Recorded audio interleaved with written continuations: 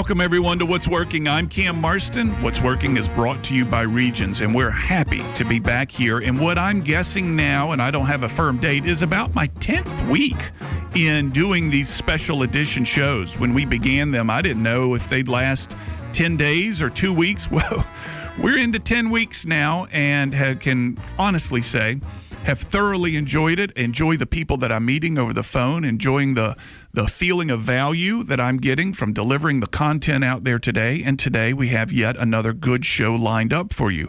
In anticipation of getting our guests on the line, I'm going to give you kind of an overview of what I've been going through so it'll cue our guests up. So 10 weeks now we've been doing the special edition show designed to get small business or to keep small business functioning during the times of COVID. We wanted to quickly address the COVID economy from the point of view of small business and get your minds, my small business listeners, in the right frame of mind to continue forward during these uncertain times.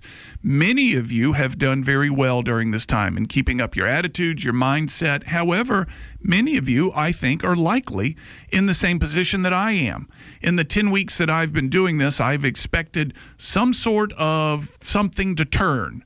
Hey, Cam, it's not going to last that long, and before too long, things will be back to normal, and you're going to be okay, and your phone will start ringing again, and you'll start booking airline tickets and all that kind of stuff that I used to do. Well, it hadn't happened. And if you heard the segment prior to the break, Sean and I talking, Airport Boulevard is full of people going somewhere. And I can't help but think these are people in business, doing business, going places to either give or earn money. And in that, those raindrops aren't falling on me just yet. So I know this: for me to continue forward, to retain this positive frame of mind, which I'll admit is on the bubble right now, but to retain this positive frame of mind, I need to sell something. I need to go out there and sell something. Nothing happens till somebody sells something. There are many different people who are attributed to saying that, but I know it to be true. Nothing happens till somebody goes out and sells something. And I need a reminder of what it takes to go out there and sell in these times, these days. I knew what it took not too long ago, but I feel like what I thought I knew, the value that I thought I had, has vanished. And for that reason, today will have on with me after this next break, Colleen Francis. She's a sales coach. And when we come back from break, I'll read you her resume and you'll realize why I got lucky to get her on the phone with us here today. She has rethought sales during the times of COVID. And yes, my people, I feel like I'm bringing you good content and it's all for the help of you and your community and your family. But I'm going to be honest with you. I'm having her on here to teach me how to go forward. I need her help badly right now. So how do I reframe my point of view and articulate my value to my customers in the time of COVID? So as always, at 1:52 p.m., I'll have notes from the show for you, the best things that I thought I heard from Colleen, ideas that we have, etc. And after the show summary at 1:52, I'm going to have Mark Foley back on the line. Mark has been on the show before, former president of the University of Mobile, really, I would say, focused, helpful, hopeful guy, and I will go from this show this afternoon to meeting one-on-one with Mark to talk about those things. I want to remind you, tomorrow evening, 6 p.m. is what we call the original show, the original What's Working with Cam Marston, and we have Brent Barkin, the president and CEO of Shoe Station, 20-some-odd stores in the Deep South. Prior to the COVID thing, he said, Cam, there's this thing going on in the Northwest called COVID, called coronavirus, that might impact inventories. We're going to talk to him about how that played out for Shoe Station when we get him on the phone tomorrow evening at 6 p.m. And by the way, he is offering a very generous discount for those that want it at Shoe Station, 15% off. Text What's Working to 44222 and you'll get that as well as other things. When we come back, I'll have Colleen Francis. She's my self-help coach on What's Working with Cam Marston, brought to you by Regions. We'll be right back.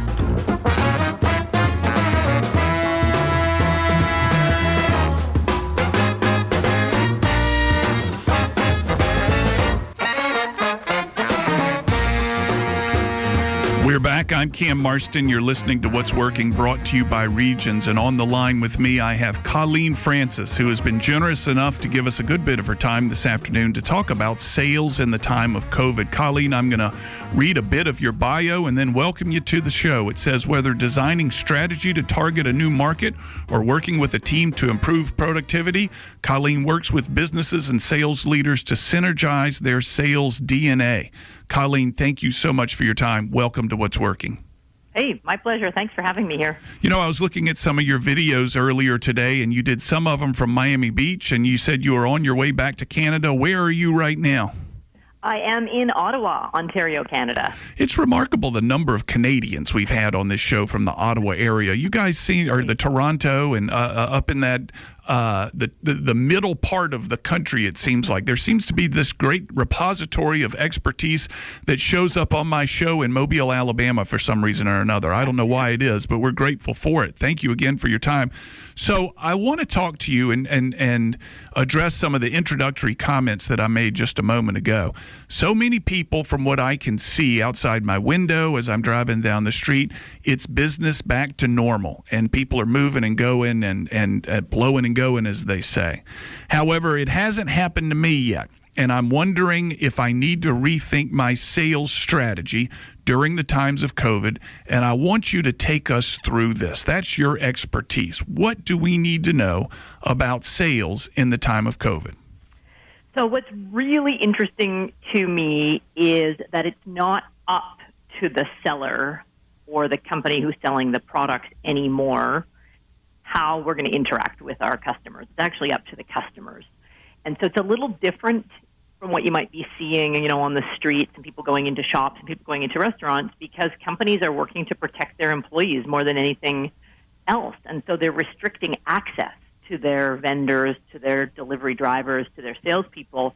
And so sales strategies need to change in order to reflect that new power, I guess if we want to call it that the companies we're selling to have. So the company that we're selling to now controls both the location of the meeting, the length of the meeting, we can say the intimacy of the meeting, whether we can actually sit in the same room with them, etc. Exactly. And this is a new thing that people like me need to grasp. This is not up to me anymore. I can no longer make a sales call. Is that right? Absolutely. I've got a client, for example, whose salespeople are chomping at the bit to get out there. They're based out of Michigan. They sell all over the U.S. And one of them was putting a road trip on the calendar because he's just like, well, I'll just drive down and see all my customers. I said to him, but you can't leave Kentucky and go to Tennessee because there's a quarantine period. And so, or maybe it's the other way around. I can't remember. Things change so fast. And he's thinking, oh, you're right. If I go see clients in Tennessee and then try to go into Kentucky, I'm going to be stranded for 2 weeks, not be able to do anything, right? So the government, as well as those clients, are not going to let him in the door. And we've got to take all that into consideration, and he's got to get even more comfortable with the fact that he's got to learn how to sell virtually for a period of time. Whether this is a month, a year, or forever, we don't know yet, but you can't just sit back and wait for things to go back to normal. No, I agree. And I wonder how does that look? How do I, as a salesperson now, that I understand the customer is controlling the sales meeting, how do I approach it differently? Is it do I make suggestions about how, when, where, or whether to meet or not? How does that sound from me, the salesperson? Yeah, it's a really great question. You know, first of all, I think we have to lead with empathy and dial back the assertiveness maybe on the front end and find out what the new regulations, policies, level of interest are, and then make suggestions based on what you're hearing the customer say. So I think the salespeople that are going to win going forward are those that are saying, we're willing to meet on video, we're willing to do walkthroughs of our facility, we're willing to, have you virtually tour our facility, we're able to get on the phone. All of these different things are showing that you care about the customer and their business and that you're willing to work within the confines that they have created. So one of the things that I get that, and that's a great idea. One of the challenges that I'm facing, that I know many of my colleagues out there in the listening world are facing is the businesses that are terrified of uncertainty and they're unwilling to make a decision right now. It's as if they're waiting for the skies to part and a hand to come down from heaven to say, it's okay for you to buy something now. It's okay for you to make a decision right now. But a lot of the objections that I'm getting are, Cam, too uncertain. We just don't know. We don't know what's going to happen. We don't know whether we're going to be open in a year. How do I overcome that objection? How do I address that? Yeah, there is all sorts of uncertainty. And I think what we're seeing that's working the best to get past that objection is to show your customers how what you're doing is driving profitability and employee safety. Because those are the two things that are not uncertain right now. We need businesses to be profitable, and we need employees to be safe. And so if you've got, whether they be calculators or examples or success stories or ideas that show how working with you is going to enable them to drive the maximum amount of profit out of every transaction, hour, whatever, a measure you want to use, and keep their employees safe, then you'll be able to work past that concern of change, I guess, right now. Yeah, I think that's a great idea. How am I going to drive profitability immediately? People aren't looking long-term right now, is my impression. No. They're looking very short-term about, I need profit margin and I need safety. Is that right? Absolutely. In the businesses that I work in, which are large B2B businesses, a lot of traditional industries, profits are down enough to make it hurt, but not down enough that executives have lost all hope in finishing strong for the rest of the year. Of course, in some businesses, we're seeing profits soar, just depends on the industry. Sure. And so what they're looking at now is they say, okay, we got 6 months, right, to make up of essentially 6 weeks of terrible losses. And we can do that, but it's going to require a change. And so I had a client say to me, for example, if you'd walked in the door here last year in December and said to our CEO, I've got a solution that can save you $250,000, he'd be like, it's peanuts. It's not worth my time. If you came in today and said you had a solution for $25,000 in profits, he'd be all over it and would take an hour with you. How things have changed, huh? Exactly. Yeah. Well, I'm struck between the struggle right now, between the urgency of getting sales on the books and the same time of making the sale feel urgent. In other words, the more urgency I feel as the salesperson, the more it tends to drive away the customer because I'm putting pressure on them. They sense my tenseness or something like that. Does this make sense?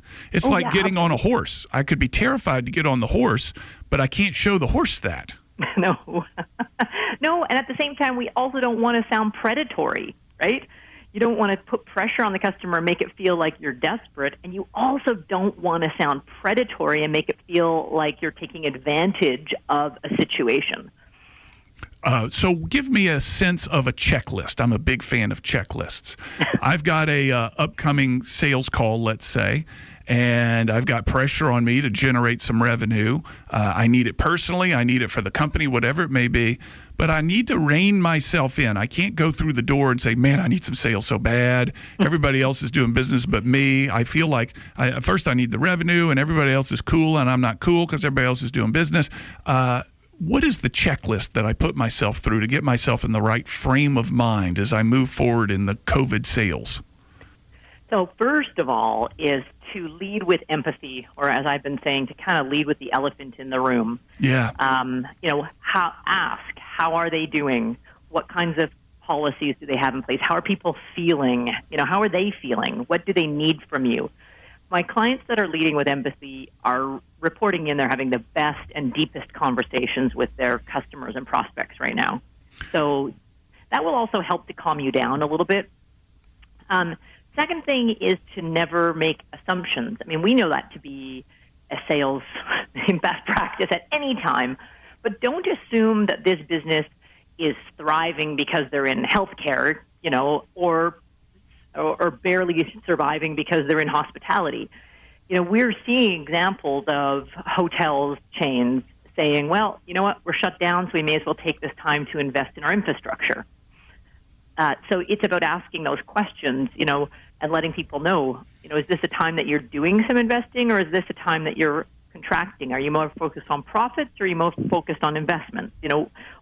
Let's talk about that. And I think if you develop that list of questions, that's going to help slow down the conversation, maybe slow down your heart rate a little bit, get you more focused on the person and less on the opportunity. So I watched some of your videos this morning, and one of the things you repeated was slow down the sales process. Slow it down. Now's the time to slow down the sales process. Tell me what that means. Well, the more time you put into the front end of the relationship right now, the faster the sale will transact at the end. If you get on the phone and start pushing for a sale right now, it's going to be one of those leads that goes stagnant in the pipeline, and you never find out what happened to it because people just will stop returning your calls. If you put the relationship first and people first and spend some time really understanding the person's business, the current situation, how they're handling the current state of business, what they're focused on in terms of key initiatives around profitability, safety, or maybe some other things, and slow down that process, then when it does come time to them wanting a quote or a solution, they're going to move through the back half of the pipeline much more quickly with you. So it seems like this is an easier conversation to have with people that I already know. However, if I'm in a business that requires cold calling or making new relationships, picking up the phone and calling someone I don't know well or maybe haven't met and saying, so how do you feel? That's not going to, I can't imagine a good outcome to that sales process. What if that's the case? You're absolutely right. It would be a terrible outcome. So if you're in a business that requires you to be building new relationships right now, pure cold calling in the old-fashioned sense, where you just pick up the phone and call people who don't know you, is not going to work. What you need to be doing is to front-end research, whether it's on LinkedIn or on the company's website. But I'll give you an example. A client of mine was making a cold call, and he went onto the corporate website, saw a video blog that they had shot where he was able to actually see the equipment that was sitting on the manufacturing floor, which he recognized, which he knew how to service correctly and had some referrals. So he was able to call and say, this is who I am. I'm calling because you have ABC equipment, and we've just helped another plastics manufacturer extract an additional 20% profit from each of those machines.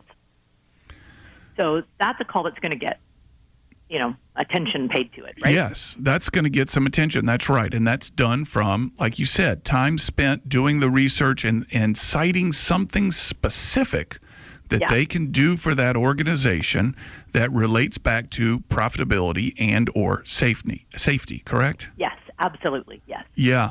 Now, you mentioned LinkedIn, and I'm a big fan of LinkedIn. It's my favorite social media, quite frankly. But I get, it must be 8 or 10, it seems like, approaches a week from people that I've never met before. It's the new cold calling, I guess, is, hey, you need me to manage your money. I need to be your accountant. I need to be your social media manager. Is there any traction in this? Am I missing something, or is this just vapid? It's terrible. And, I get those all the time. I get people from, I'm here to help you improve your dental practice. Yeah. Did you even look at my profile? Yeah, or right. I see you're a real estate agent in Alabama. I'm like, no, actually, I'm not. Right. It completely delegitimizes whoever's sending the email, and I expect that before too long via LinkedIn we're going to start getting requests from the king of Nigeria to hold $10 million for him till he gets back over here and can pay us $1 million for just holding on to it. That's coming through LinkedIn before too long too, I guess. Exactly. LinkedIn is a platform for you to build your brand and to build relationships. I like to think of it as a platform where you're showing your customers and your prospects that you're a part of their community. You're participating in their story. You're asking them questions. You're commenting on their successes or their stories. You're building a network and showing that you're really an insider or someone who wants to be at the party as opposed to just someone who's, dropping in making an offer and leaving. Yeah. Now, folks, Colleen has offered 10 ebooks for free for the first 10 people that email us. Let me get this right. Text us their email address, and that text number is the station number, 343-0106. Send us a text, mention what's working in the text, give us your email. We'll collect those and send a copy of Colleen's book. Now, Colleen is going to come back after break. Colleen, what is the title of your book? And we'll talk about it a little bit more when we get back to break. Just the title. Nonstop Sales Boom. Nonstop Sales Boom. Folks, if you want a free copy of that, text us your email address. Text 343-0106. Send us your email address. The first 10 get a copy of the book. We'll be back in just a minute with Colleen Francis. Colleen, I want to talk about sales managers when we come back. How's that sound? Sounds great. All right. We'll be back after this break. You're listening to What's Working. I'm Cam Marston. What's Working is brought to you by Regions. We'll be right back.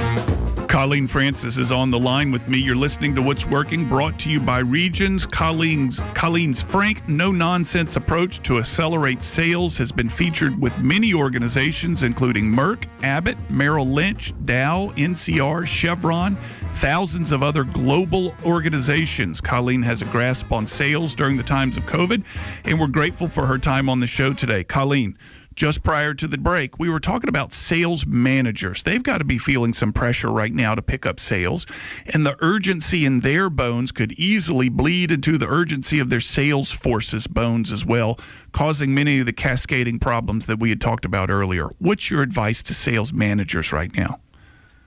Yeah, so sales managers really have to double down on their understanding of the data. So I have the best sales managers I'm working with right now are really paying attention to the data and the ever-changing data that their sales teams are creating in terms of conversions and opportunities and customer retention, and they're coaching to that data very objectively. I think one of the hardest things sales managers have to do right now is to try to avoid the subjective conversations and the emotions, and just keep people, both their bosses as well as their sellers, focused on what is actually happening right now, not on what we feel is happening, because it can get really, it can be really easy to sort of spiral down into that quagmire of, everything is, broken, nothing is working. Yeah, if you're not careful. Can you give me this? I'm going to put you on the spot here, Colleen. Give me an example of what people feel is happening versus what is actually happening, because I feel like there are a lot of folks stuck in what they feel is happening, which is not the truth. Yeah. So, for example, many sellers feel like customers are really price sensitive right now, when not all of them are. Many of them are profit or return on investment sensitive right now. Sellers feel like nobody is buying in their industry, when they just need to kind of look around the corner and see that there are some industries or some markets that are buying. So sellers tend to generalize from a specific negative. And so if one customer puts pressure on them for pricing, or one customer asks for extended terms because they can't pay, they tend to think then everybody is. Yeah. They take this as a sign. It's one person, one company. It could just be an anomaly. So you have to be really careful there and pay attention to the actual data trends. And this is a time for sales managers to really step up their coaching. You cannot overcoach in an environment like we're in right now. It's changing too quickly. I want to talk about coaching and something that leads to Now, when I give my seminars and my workshops, one of my favorite types of audiences is a sales audience. That's what you do all the time. Mine can be diverse, and every now and then I'll get in front of a sales audience. It was a speakers agency that connected the two of us, so we both have experience with this. I love getting in front of a sales audience because they're easily excitable. They laugh the loudest at the jokes. They're interested in content that's going to make them better. and I mean this in the best way, they're a bloodthirsty group when it comes to content, and I love them. Yeah. But now in times of COVID, I wonder if there's a different type of sales personality that's being asked for by the customers out there. You mentioned empathy. You mentioned slowing down the sales process. Is there more? Flexibility. I think that gone are the days of the salespeople that got away with saying, hey, you know what, if it's not the right fit, take it or leave it kind of thing, we don't do business with everyone. I think that customers are looking for sellers to be more flexible. I also think that customers are looking to work with companies who fit more into the one-stop shop, if I could call it that. We've come out of a period where people really like to work with specialists. You're a specialist. Whereas now companies, if you just look to the consumer markets, for example, Amazon is succeeding because we can get everything there. Walmart is succeeding because it's not just grocery, but it's everything else. So I can place one order, go one place, pick up one load of whatever it is that I'm buying. And we're seeing that in the B2B world as well, again, because of this concern for exposing our employees to multiple people. So out of looking to those broad companies. Out of concern for exposure, we're looking for one contact, one point of contact rather than multiple. And Absolutely. A specialist becomes less valuable then, is that right? They do, unless they're a specialist inside of an organization that has multiple specialties, right? Yeah. Folks, Colleen is offering 10 copies, electronic copies of her book. And if you want a copy, we just have a few more available. Text to, here's the number to text to, 3430106. Text your email and what's working to that number. And we have a small handful of those books ready to, or available from Colleen. She's offered us 10, which is generous. Colleen, thank you very much. Let's talk about the title of your book, Nonstop Sales Boom. That would have been a great title on February 1st or February 15th. But is it a relevant title here on May 27th or whatever the date is today? This is a great question. So, it's interesting to me because so many companies that I know of came out of Q1, just January to March, on top of the world, right? They were coming out of their best starts to the year ever, and then the world started crashing in around them. And so, when I say nonstop sales boom, I'm talking about sort of year-over-year results. Arguably for many companies, the period from, mid-March to June 1st is probably not going to be the best year that they've had on record in a lot of years. Yeah. I do have some companies who are 150% a plan just because of what they do and how they sell. But you can still create a nonstop sales boom this year if we work hard to find those markets that are growing, to find those businesses that are spending, to reposition our messaging to be one focused on profitability and safety, and to double down in our efforts, and to throw out maybe the sales metrics that we were using in December and to recognize we need to have more in the pipeline. We need to make more calls. We need to be of more value and of more service to your customers. Well, that brings up another point that I had made, or a note that I had made after spending some time on your content earlier today. There's a difference between a sales strategy and personal performance. Could you articulate that for me? Yeah. The sales strategy is the strategy that the company or your management team sets on how you're going to go to market. And personally, your sales strategy is probably then how to talk to the customers or how to go to market in your territories. But personal performance is really focused on the data. It's kind of the science. Strategy is a little bit of an art, but the sales performance is really based on the data. It's about measuring how many calls to get an appointment, how many appointments to get a proposal, how many proposals to get a sale, those kinds of things. And in this marketplace, you've got to re-examine all of that data as it relates to your performance to make sure you're dealing with what's happening now, not what was happening in December. So I can hear from the references that you made, you're a big fan of tracking everything, sales calls to sales proposals to conversions, et cetera. Is there a new metric you're encouraging people to pay attention to right now? No, I'm not. I think that the classic metrics are the best. The conversion metrics between each sales stage, the length of time it takes to move something through the pipeline, your customer retention rates, your average customer value, those are all still relevant. What's different is the rate in which they're changing. And so whereas I might have said to a client, you got to pay attention to these numbers on a monthly basis, now it's weekly. If it was weekly before, based on the nature of their business, now it's daily. Yeah. For some of my clients, it's real-time tracking, just because of the nature of their business. So it's more about the cadence than it is about the metric. Interesting. The cadence over the metric. I'm writing that down, Colleen. I'm going to quote you twice, and then it's mine. Cadence versus metric. Metric. Got it. All right.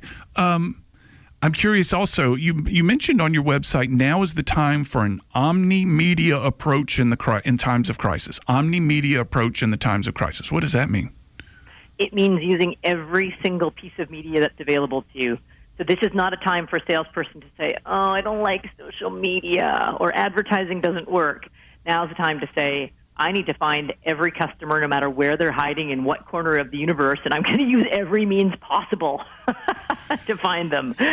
So if they're on Twitter, we go to Twitter. If they're on LinkedIn, Facebook, Instagram, you have to pick where your customers are. I can't tell you that, but I can tell you that you're going to find different people using different media, and now is the time to reach out to them because they may not be proactively calling or doing the research, but they are going to notice you if you show up where they are. Yeah, and what you're saying is flood the market out there with your content in all these different locations. Is that correct? Yes, absolutely. Folks, we still got a couple more books available from Colleen, and if you want one, text What's Working to 343-0106. Include your email address, and we'll get you one of those books. Colleen, give us a kick in the pants going forward. We got 30 seconds. Give us a kick in the pants going forward with people whose livelihood is based on sales who are struggling to get started again. People want to hear from you. They're hungry for human connection, and they're hungry for people who will listen to the challenges that they're facing. And frankly, they're coming back to work in environments where they're being asked to do more with less. And anything that you can do to help them be more effective, efficient, and profitable in their jobs right now is going to be well received. Colleen Francis, thank you so much for your time. We appreciate everything you've done for us and the advice that you've given us. I wish you the best, and I hope to bump into you on the road somewhere so I can shake your hand in person and thank you in person. Hey, absolutely. That would be great. Colleen Francis, folks, her book is called Nonstop Sales Boom, and you can check it out online. I know she'd appreciate it. We'll be back after this break with Dr. Mark Foley. You're listening to What's Working, brought to you by Regions.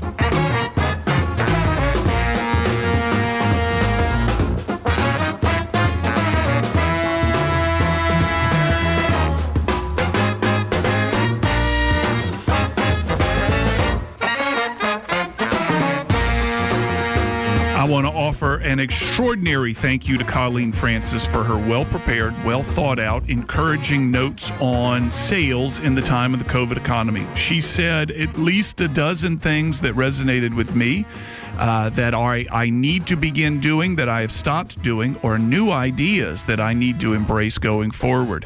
And I only wrote 6 of them down. It's not up to the seller anymore. It's now up to the customer. Where and when and how the sales meeting is going to go down. We can't make sales calls like we used to. It's the customer-driven thing. We need to dial back our assertiveness, make suggestions about how to meet in such a way that shows that I care about them and what's important to them. I may think that the COVID crisis is overblown. They may think it's the end of the world. It's their opinion that matters, and I need to show that.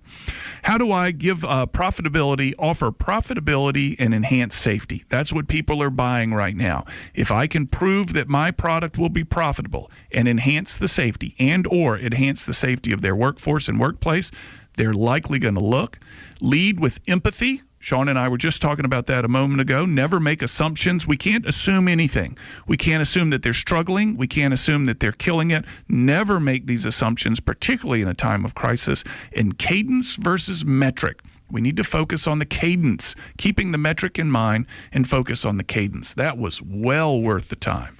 On the line with me right now is Dr. Mark Foley. I'll give you his bio real quick. University president, business owner, professional counselor, ordained minister, platform speaker, author, and graduate school senior executive. Mark, he's also, I'd like to say, a friend of mine. Mark, thank you so much for your willingness to come back on the show. Welcome back to What's Working. Cam, it's good to be on the show. You had a really interesting topic today. How do you survive in a COVID environment? How do you sell in the COVID environment? Exactly. It's really on the forefront of many people's minds, and me being the main one because I got the microphone. I understand, but you're not alone, I guarantee you. I know I'm not alone. I hear it in the voices of my friends and my colleagues. They're all wondering the same thing. It seems like everybody else is back to normal, and I can't get things started again. What's wrong with me? When's my little drop from heaven going to come? It's my turn. Mark, help us through this, my friend. You know, that's really it, isn't it? You want to move forward, and sometimes the platform that you want to build on just doesn't seem to be there anymore because so many things that we have depended on, patterns, have just fallen away. Yeah. I got to tell you, I have an incurable condition. It's called do-it-yourself, fix-it guy. And I live in a house, parts of which date back to the turn of the 18th century. So, you know, I have a crooked house, and I'm a straight-line guy. So when I want to build on it, I have to go back and make sure it's square and plumb and level. And then I can move forward. I have to do the same thing to myself, my life, my spiritual self. I have to go back and put a level on myself and say, you know, where are we crooked a little bit? And invariably, when I do that in prayer and I come asking God to show me where I'm out of level, He shows me, and then we have to jack it up a little bit or take some out and get back to level before we can go forward. And I guess the one thing I want to leave you with is the greatest leveling tool that I know is in the Bible. It's called the Lord's Prayer. Now, most of the time, when we say the Lord's Prayer, it's almost like this recited thing that has words, but we never stop for the meaning. When I stop and read that prayer and apply it to myself line by line, I come out, generally speaking, leveled up. I want to recommend that to your listeners. Yeah. It is the place where you have to start. Mark, is it fair for us to think, when's it going to be my turn?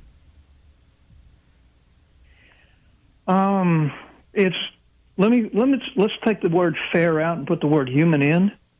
It's very human to think that. Because we're designed, we think about ourselves and we think about what we need and what we know, and our needs are real. I mean, there's nothing make-believe about that. But I really have personally come to a point where I try to understand. Do you hear all that qualification? I try to understand the promise of God when He represents Himself as the resource of my life. And when I finally get that, when I put my weight on it, I always find that He holds my weight well. He is my resource. When you think people are looking for that expression that I just said, is it fair versus it is human, are they missing it? Are they looking at the wrong thing? Is there a gift around them somewhere that they just can't identify? And you got to say, hey, stop focusing on this. You're going to drive yourself crazy. If this is what you keep looking for, there's something else around you that is what you're looking for. Absolutely. You know, the days when I was guiding the University of Mobile, that thing was bigger than I was, and it was scary sometimes because a lot of people depended on me to know what to do. And I've got to tell you, I didn't always know what to do. But the more that I looked into myself to find the answer, the farther away it seemed to be. So I had to look out, and particularly to the presence of God and His promises, and they hold true. So yeah, you got to turn from looking to yourself to looking to Him as job one, and continuing as job one. You and I are going to pick this up in 30 minutes, Mark. I will see you. I'm looking forward to you working with me, keeping me focused, giving me some feedback and some guidance. Your friendship is precious to me, and I will see you in 30 minutes. Folks, we've had a great show today. I want to thank everybody that's been involved. Colleen Francis was a great interview, and I want to point you to tomorrow evening at 6 p.m., my second interview with Brent Barkin, President CEO of Shoe Station. You want a crazy story of what COVID has done to somebody? They're everywhere. But listen to Brent tell the story about how he managed 20-some-odd stores across the Southeast when they first heard this was coming and how they've reacted today. And interestingly, the market trends that are so different in different places around the Southeast. I think it's fascinating.